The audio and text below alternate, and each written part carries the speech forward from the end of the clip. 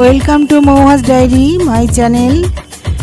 কৃষ্ণায় বাসুদেবায় হরয়ে পরমাত্মনে প্লুনত ক্লেশনাশায় গোবিন্দায় নমো নমো। হে কৃষ্ণ, হে গোবিন্দ, হে গোপাল, এই অপরা একাদশী আসতে চলেছে, তারই একটা ভিডিও তোমাদের কাছে নিয়ে এসেছি। বন্ধুরা, তোমরা একটু শুনে নাও এই অপরা একাদশীর কি মাহাত্ম্য আর তার কি কি করতে পারো তোমরা, সেগুলো শুনে নাও। ভালো লাগলে একটু শ্রীকৃষ্ণের নাম প্রচার করো এই সনাতন ধর্ম, আর তোমাদের ভালো লাগলে একটু আমার চ্যানেলটা সাবস্ক্রাইব করো। বন্ধুরা, এই জ্যৈষ্ঠ মাসের কৃষ্ণপক্ষের অপরা একাদশী বা অচলা একাদশী ভগবান বিষ্ণুর পুজোর একটি অত্যন্ত পবিত্র ও মহা পুণ্যময় দিন। অপরা শব্দের অর্থ অসীম, অর্থাৎ এই ব্রত পালনে অসীম পুণ্য লাভ হয়। এবারে এটা জ্যৈষ্ঠী মাস এখনও পড়েনি, বাংলা ক্যালেন্ডারে বৈশাখ মাসের 29শে বৈশাখ বুধবার অপরা একাদশী। 28শে বৈশাখ দিবা 9:56 এই একাদশী লাগছে, আর 29শে বৈশাখ 13ই মে দিনে দিবা 9:03 অবধি এই একাদশীর ব্রত থাকছে। বন্ধুরা, 29শে বৈশাখ 13ই মে বুধবার অপরা একাদশী পালিত হবে। অপরা শব্দের অর্থ অসীম, অর্থাৎ এই ব্রত পালনে অসীম পুণ্য লাভ হয়। এটি ব্রহ্মহত্যা, পরনিন্দা, মিথ্যা ভাষণ বা অজান্তে করা সমস্ত মহাপাপ নাশ করে, প্রেত যোগী থেকে মুক্তি দেয় এবং মৃত্যুর পর বিষ্ণুলোকে স্থান নিশ্চিত করে। তবে এই একাদশী এবারে বৈশাখ মাসে লেগেছে, বৈশাখ মাসের শেষে। এই ব্রতের মাহাত্ম্য ব্রহ্মাণ্ড পুরাণে বর্ণিত আছে। এই ব্রতকথা পাঠে বা শ্রবণে সহস্র গোদানের ফল পাওয়া যায়। মহারাজ যুধিষ্ঠির শ্রীকৃষ্ণকে বললেন, হে কৃষ্ণ, জ্যৈষ্ঠী মাসের কৃষ্ণপক্ষীয় একাদশীর নাম কি এবং তার মাহাত্ম্যই বা কী? আমি শুনতে ইচ্ছা করি, আপনি অনুগ্রহ করে তা বর্ণনা করুন। শ্রীকৃষ্ণ বললেন, হে মহারাজ, মানুষের মঙ্গলের জন্যে আপনি খুব ভালো প্রশ্ন করেছেন। বহু পুণ্য প্রদানকারী ব্যক্তি জগতে প্রসিদ্ধি লাভ করে। ব্রহ্মহত্যা, গোহত্যা, ভ্রূণ হত্যা, পরনিন্দা, পরস্ত্রী গমন, মিথ্যা ভাষণ প্রভৃতি গুরুতর পাপ এই ব্রত পালনে নষ্ট হয়ে যায়। যারা মিথ্যা সাক্ষ্য দান করে, ওজন বিষয়ে ছলনা করে, স্বাস্থ্যের মিথ্যা ব্যাখ্যা প্রদান করে, জ্যোতিষের মিথ্যা গণনা, মিথ্যা চিকিৎসায় রত থাকে, তারা সকলেই নরক যাতনা ভোগ করে। এ সমস্ত ব্যক্তিও যদি এই ব্রত পালন করে তবে তারা সমস্ত পাপ থেকে মুক্ত হয়।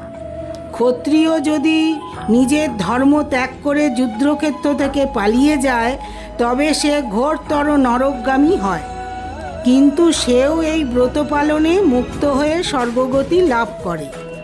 মকর রাশিতে সূর্য অবস্থানকালে মাঘ মাসে প্রয়াগ স্নানে যে ফল লাভ হয়, শিবরাত্রিতে কাশীধামে উপবাস করলে যে পুণ্য হয়, গয়াধামে বিষ্ণু পাদপদ্মে পিণ্ডদানে যে ফল পাওয়া যায়, সিংহ রাশিতে বৃহস্পতির অবস্থানে গৌতমী নদীতে স্নানে, কুম্ভে কেদারনাথ দর্শনে, বদ্রিকাশ্রম যাত্রায় ও বদ্রীনারায়ণ সেবায়, সূর্যগ্রহণে, কুরুক্ষেত্রে স্নানে, হাতি ঘোড়া স্বর্ণদানে এবং দক্ষিণাসহ যজ্ঞ সম্পাদনে ফল লাভ হয়ে থাকে। এই অপরা ব্রত পাপরূপ বৃক্ষের কুঠার স্বরূপ, পাপরূপ কাষ্ঠের দাবাগ্নির মতো, পাপরূপ অন্ধকারের সূর্য সদৃশ এবং পাপ হস্তির সিংহ স্বরূপ। এই ব্রত পালন করে যে ব্যক্তি জীবন ধারণ করে, জলে বুদবুদের মতো তাদের জন্ম মৃত্যুই কেবল সার হয়। অপরা একাদশীতে উপবাস করে বিষ্ণু পুজো করলে সর্বপাপ মুক্ত হয়ে বিষ্ণুলোকে গতি হয়। এই ব্রতকথা পাঠ ও শ্রবণ করলে সহস্র গোদানের ফল লাভ হয়। ব্রহ্মাণ্ড পুরাণে এই ব্রত মাহাত্ম্য বর্ণনা করা হয়েছে। এই অপরা একাদশীর ব্রতকথা অবশ্যই তোমরা একটু শুনে নাও। আমি এটা পাঠ করছি। এই অপরা একাদশীর দিনে তোমরা অবশ্যই এই ব্রতকথা শুনো। পৌরাণিক কালে এক রাজ্যে মহিধ্বজ নামে রাজার রাজত্ব ছিল। তার ছোট ভাইয়ের নাম ছিল ব্রজধ্বজ। ছোট ভাই অধর্মী ও পাপী ছিলেন, অন্যায়ের পথ অবলম্বন করেছিলেন। বড় দাদা মহিধ্বজকে হিংসা করতেন। ব্রজধ্বজ একদা দাদাকে হত্যা করার ষড়যন্ত্র করেন। দাদার মৃত্যুর পর তার মৃতদেহ জঙ্গলে নিয়ে গিয়ে অশ্বত্থ গাছের তলায় পুঁতে দেন। রাজা মহিধ্বজের অকাল মৃত্যু হওয়ায় প্রেতযোনিতে তার জন্ম হয়। প্রেতাত্মা রূপে সে অশ্বত্থ গাছে বাস করতে থাকে। সেখানে উৎপাত শুরু করে। রাজার প্রেতাত্মা একদা অশ্বত্থ গাছের সামনে দিয়ে ধৌম ঋষি যাচ্ছিলেন। তিনি সেই প্রেতাত্মাকে দেখে বুঝতে পারেন তার অকাল মৃত্যু হয়েছে। তখন ঋষি সেই প্রেতাত্মাকে গাছ থেকে নিচে নামান ও তাকে পরলোক বিদ্যা সম্পর্কে জানান। ঋষি ধৌম রাজার প্রেতাত্মাকে প্রেতযোনি থেকে মুক্তির জন্যে নিজে এই একাদশী ব্রত পালন করেন। রাজার এই কষ্ট দেখে ঋষির মনে এত করুণা হয় যে তিনি নিজেই এই জ্যৈষ্ঠ মাসের কৃষ্ণপক্ষের এই একাদশী তিথিতে নিয়ম মেনে নারায়ণের পুজো করেন এবং নারায়ণ বিষ্ণুদেব তাকে আশীর্বাদ করেন।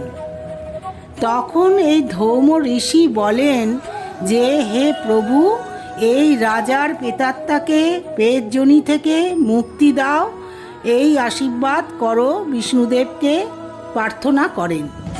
বিষ্ণুদেব নারায়ণ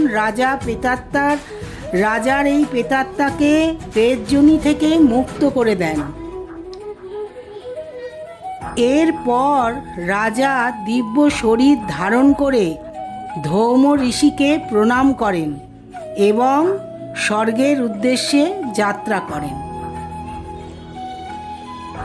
এই অপরা একাদশীর দিন সকালবেলায় স্নান করে শুদ্ধ বস্ত্র পরিধান করে ভগবান নারায়ণের পুজো করা দরকার। ভগবান বিষ্ণুদেবকে সন্তুষ্ট রাখা দরকার, পুজো করা দরকার। আর ফল মিষ্টি নৈবেদ্য দিয়ে ভগবান বিষ্ণুদেবকে, মা লক্ষ্মীকে এই অপরা একাদশীতে পুজো করা খুব মঙ্গলজনক। তাতে পাপ নাশ হয় আর সংসারে শান্তি সমৃদ্ধি ফিরে আসে, সংসারে অশান্তি ঘুচে যায়। এই ভগবান বিষ্ণুর মন্ত্র আমি তোমাদের একটু বলে শোনাচ্ছি। ব্রহ্মণ্য দেবায় গো ব্রাহ্মণ হিতায় চ জগদ্ধিতায় শ্রীকৃষ্ণায় গোবিন্দায় নমো নমো। পাপহং পাপ কর্মাহং পাপাত্মা পাপ সম্ভব ত্রাহি মাং পুণ্ডরীকাক্ষ সর্বপাপ হর হরি। এই রাধে গোবিন্দ স্বয়ং নারায়ণ বিষ্ণু এই একাদশীর ব্রত পালনে উনি খুব সন্তুষ্ট হন এবং এই একাদশীর ব্রত পালন করা সনাতন ধর্মে খুব ভালো। কৃষ্ণায় বাসুদেবায় হরয়ে পরমাত্মনে প্রণত ক্লেশ নাশায় গোবিন্দায় নমো নমো। Thanks for watching Moua's Diary.